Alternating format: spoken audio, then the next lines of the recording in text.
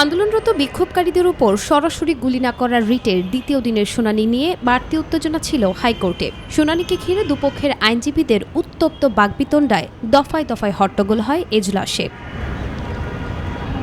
বেশ কয়েকবার বাধাগ্রস্ত হয় শুনানি। এক পর্যায়ে আদালত বলেন, জাতির ক্ষতি হয় এমন কিছু করা যাবে না, মানুষ ও রাষ্ট্রীয় সম্পদ সবই গুরুত্বপূর্ণ। রিটকারীদের রাজনৈতিক উদ্দেশ্য আছে বলে দাবি রাষ্ট্রপক্ষের। সেই সাথে যারা গণতদন্ত কমিটি গঠন করে তারাই আবার রিট করেছেন বলে জানান তিনি। যারা রিট পিটিশন ফাইল করেছেন তারা একটা গণতদন্ত কমিটি গঠন করেছেন, যারা এর পিটিশনার তারা আবার ওই গণতদন্ত কমিটির মেম্বার।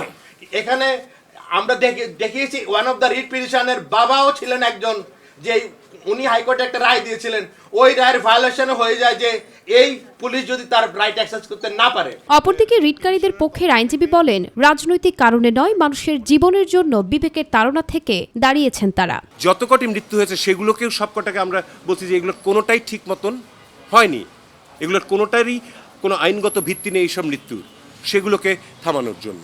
মঞ্জুর আল মতিন সাহেব, যিনি পিটিশনার আমার সাথেই রয়েছেন, তিনি একজন সম্পূর্ণ অ্যাডাল্ট এবং তার নিজের ক্ষমতা, নিজের বুদ্ধিমত্তা সব কিছু রয়েছে। তার বাবার কথায় তিনি উঠেন বসেন বা তার কথায় তার বাবা উঠেন বসেন, আমার মনে হয় এটি ঠিক নয় এবং বাবার সাথে ছেলের মিলিয়ে ফেলাটা কখনোই ঠিক নয়।